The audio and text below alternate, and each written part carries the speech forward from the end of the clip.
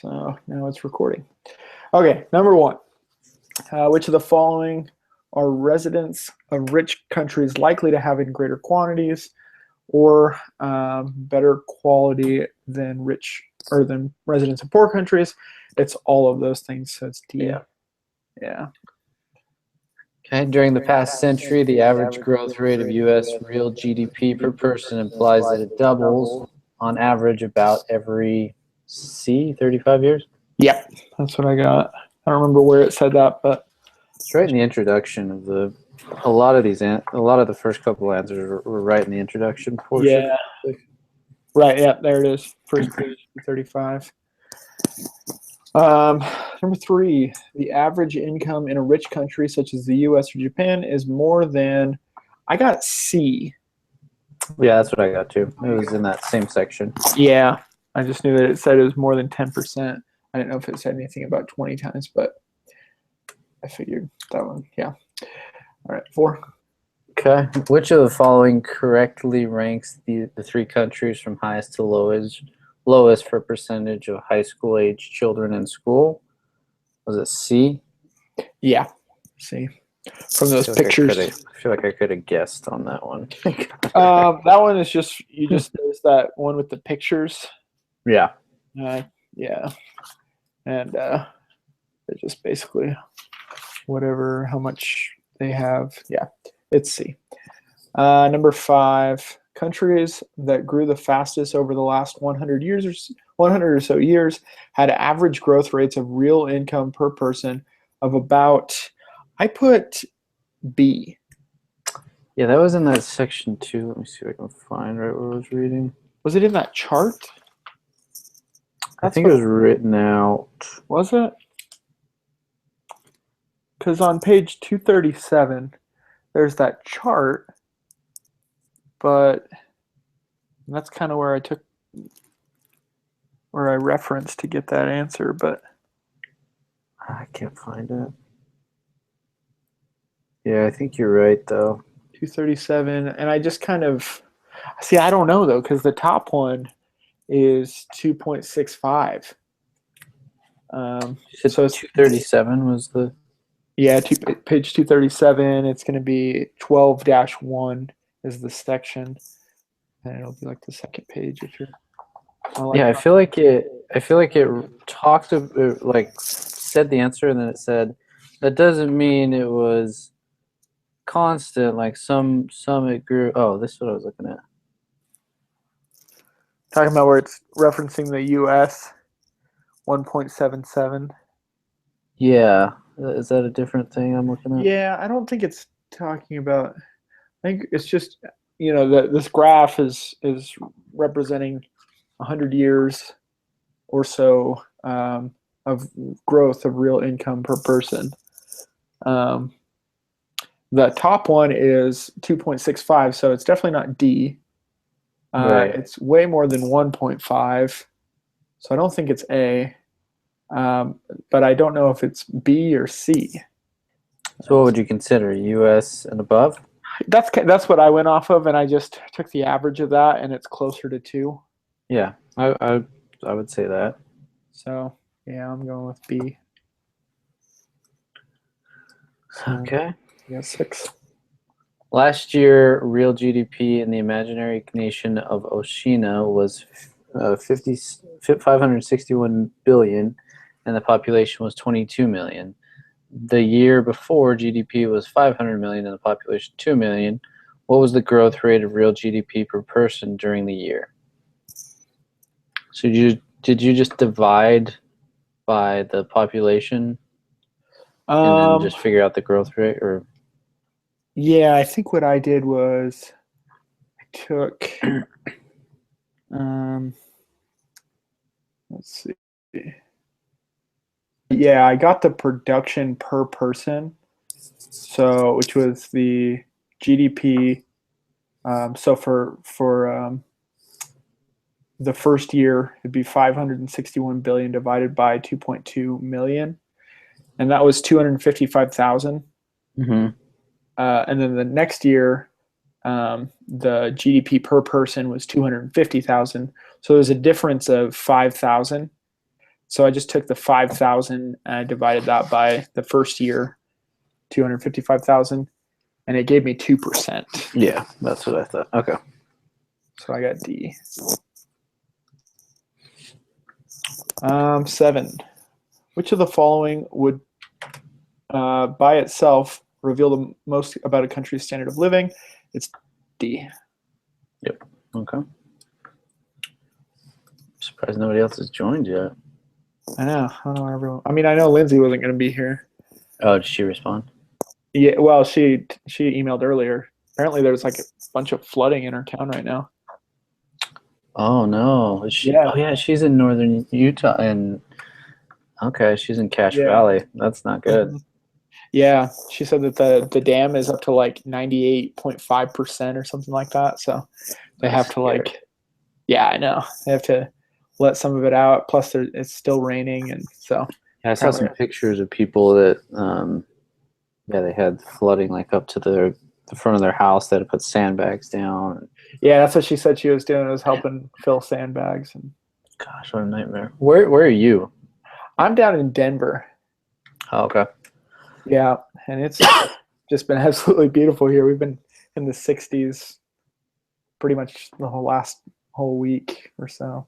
Nice. Yeah, we're in Arizona here, so we get the Yeah, nice weather too. nice. Well, cool. Where are My we at? Yeah, I think so. The notion that our ability to conserve natural resources is growing more rapidly than their supplies are dwindling is supported by the fact that let's read through this real quick.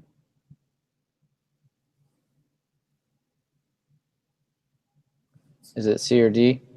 It is. It's D. It's C Oh, actually. C. Yeah, because this one was interesting. I had to read this a couple times, but it's an interesting fact or idea, I guess. The notion that our ability to conserve natural resources is growing more rapidly than their supplies are dwindling. So basically, what it's saying is that um, the book gave the example of tin, how tin used to be, people kind of treated tin like they're treating oil right now. They're saying, that it was used for so many, like for food, and they didn't have plastic, so they used tin for like everything. Mm-hmm. But with the advent of plastic, it helped conserve tin, and so now tin is actually, the price has been stable and even fallen, and so that's the idea behind our ability to conserve these natural resources faster than they are dwindling will actually cause the price to be stable and even fall over time. Hopefully oil is next with all these it's electric cars and solar. Exactly. Mm-hmm. We have all the technology. We just gotta use it. Right, exactly. I mean, there's definitely still some pretty big kinks, but yeah, there's definitely. I mean, I see more and more Teslas on the road every day. God, they're cool. I know they are. Like they really do look cool. Yeah, they're cool. Where are we at? 10? 9. 9. Yeah. If an inexpensive alternative to oil were found, the price of oil adjusted for inflation, and I think this is the same principle. I got A would decline as the alternative would reduce the demand for oil. Same principle. Mm-hmm. Country A has twice as many workers as country B. Country A also has twice as much physical capital, twice as much human capital, and access to twice as many natural resources as country B. Assuming constant returns to scale, which of the following is higher in country A? Country A has twice as many. Is it A? That's what I put. I don't know if it's really that obvious. That was one that I didn't really understand, but I mean, it kind of makes sense that the output per worker, if they've got, I don't know how it wouldn't be. They've got twice. All the ratios were same. I mean, I guess it could be. productivity, but not output per worker. Because it might be C actually. Oh, because it would be a ratio, right? It wouldn't Right. per worker would Per be worker, yeah. So even if they had twice as much stuff, it's still the same ratio. It might be C. I think it is. okay. That makes That's right. sense. Yeah, because I was thinking that A was just too obvious. Yeah. I don't know. It might still be A. I'm gonna go with C. Number 11. Which of the following would increase productivity? I put D. All of that would increase. Yeah. Okay. Yep. Yeah. If the number of workers in an economy doubled, all other inputs stayed the same, and their constant returns to scale, and there were constant returns to scale, productivity would. I put D for this one, but as another one that I'll be honest, I studied this pretty late last night. That's a lot sooner than I did it. So, yeah, the number of workers doubled, all their inputs stayed the same. Yeah, the productivity would rise, and there's no other option for rising. So I think you're right. right. Number of workers doubled. Well, let's think. So if the number of workers doubled, the capital per person would be less. So it actually might not be D. Let's see. All other inputs stayed the same. There were constant returns to productivity. Productivity or returns to scale productivity would fall to less than 1/2. Its former value fall, but still be greater than 1/2. I think that might be the idea behind it, is that if you double the workers but you keep the same capital, that's going to mean less capital per person. Mm-hmm. But what does that do to productivity? Does it decrease that? I mean, you're going to have.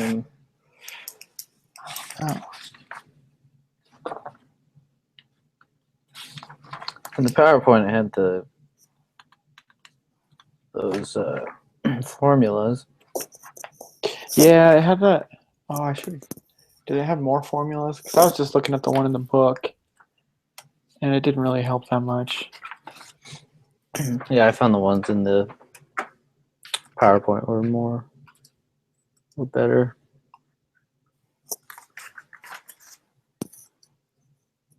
Let's see. PowerPoint. Do you know what slide it's on? I was looking at it on my phone, and I don't think they were broke out correctly. I'm pulling it up right now on here. Closer to the middle.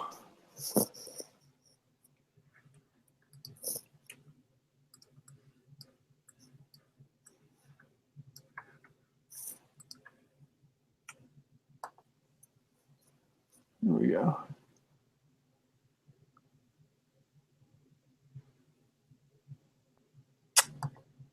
So productivity is Y over L, GDP over quantity of labor.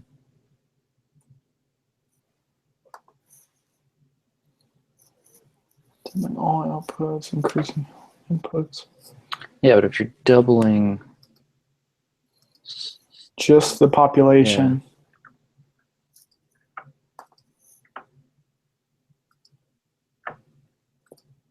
Hey guys, what number are you on? Oh, you made it. Yeah.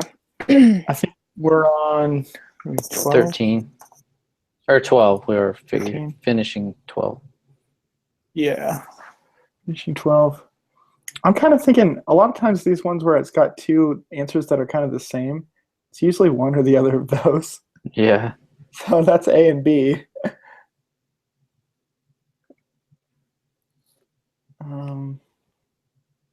Would it fall to less than 1/2? Or would it be greater than 1? I'm thinking it's B. And here's why. Your what's it called? Capital. What's the term? Physical capital. Your physical capital is going to be fewer per person. But your human capital will rise. Your natural resources are going to be fewer. And then the technological knowledge will be the same. So I'm thinking the fact that human capital will rise, but those other two will fall. I think that's going to keep it greater than 1/2. Does that? Okay. Yeah, that makes sense. So I think I'm going to put B on that one. Did you say you're on 13? 12. We were just finished up 12. And we're thinking B for 12. Okay. Number 13. Lindsay, you want to read that for us? Yeah. Workland has a population of 10,000, of whom 7,000 work 8 hours a day to produce a total of 224,000 final goods. Laborland has a population of 5,000, of whom 3,000 work 7 hours a day to produce a total of 105,000 final goods. So we're trying to figure out if Workland has a higher production in real GDP than Laborland. This one was interesting. I'm pretty sure I got this one. What we're going to do is we're going to take, I think we're ignoring the total population pretty much. We want to find out what their productivity is, and we want to find out per person how many. Actually, it's per hour. How many final goods per hour are being made? So what we're going to do is we're going to find the total hours put in by Workland, which is 7,000 people times 8 hours. That's going to give you 56,000 hours. And so it takes 56,000 hours to produce 224,000 goods. So if you divide the 224,000 divided by 56,000, that gives you 4 goods per hour is their productivity. And then if you do the same thing for Laborland, they got 21,000 hours. You take their 3,000 people all doing 7 hours, 21,000 hours to make 105,000 goods.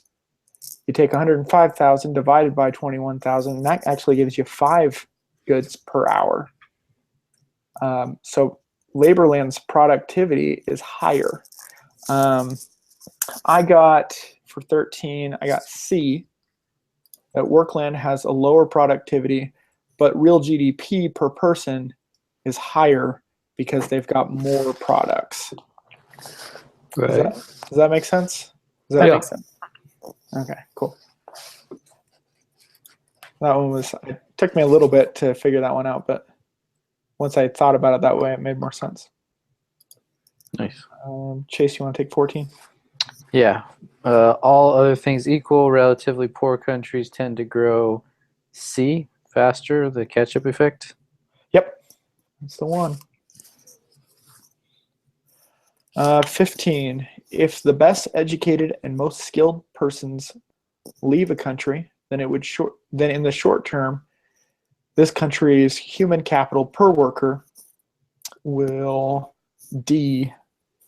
decrease, but physical capital per worker will increase because smarter people are leaving, but there's more resources for all the other people. Right. They may not know how to use those resources, Yeah. but they'll have them. That's an interesting one, human capital. Lindsay, you got 16?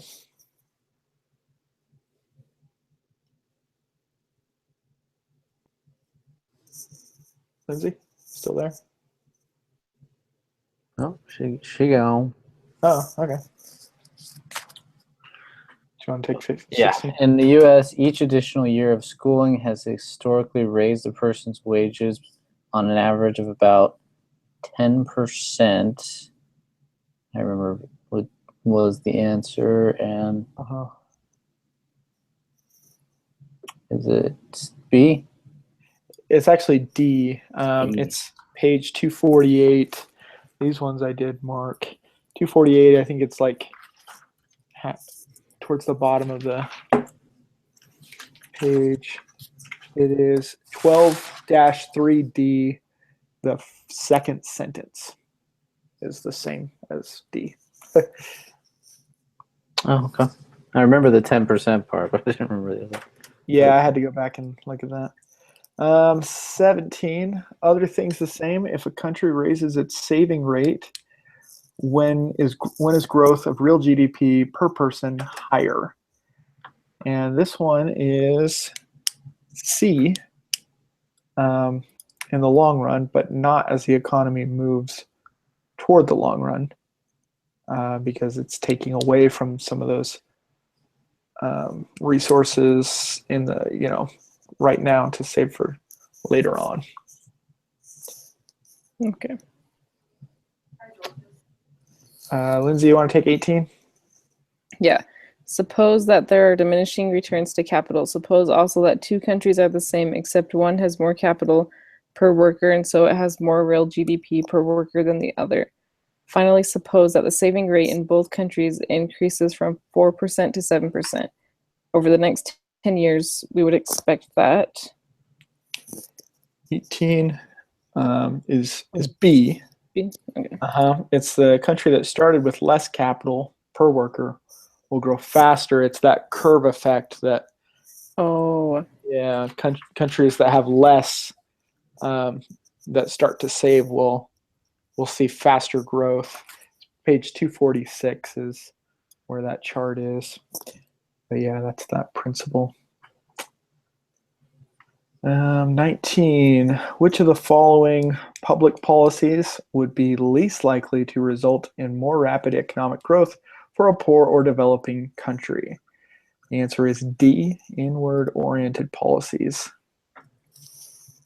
This one I just think is so interesting with how the fact that trade, like, really, the whole idea behind trade is that even though there may be one loser, he's still winning better than he would without trade. So Yeah, without it. yeah, it just really doesn't make sense to cut yourself off, other than maybe some of those, maybe like the war. You don't want to outsource all of your war materials so that you don't have any when you need them. But yeah, that's interesting.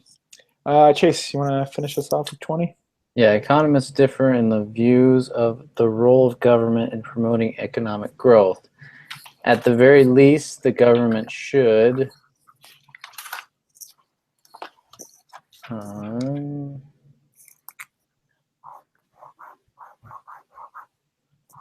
is it I don't know. It's A. The answer is found in 12-4. It's the conclusion. It's the first sentence of the second paragraph. That makes it easy, right? And yep, that pretty much says that exact sentence. Okay, cool. Yep. Lindsay, hopefully everything's okay with Yeah. How's everything. how's sandbagging? oh, it's good. Yeah. 2,000. Yeah. So you're in Good Cache stuff. Valley, right? Mhm. Yeah. I heard where it's we're getting pretty bad up there with all the water. It's very ugly. Yikes. Not fun. Hopefully everything's all right.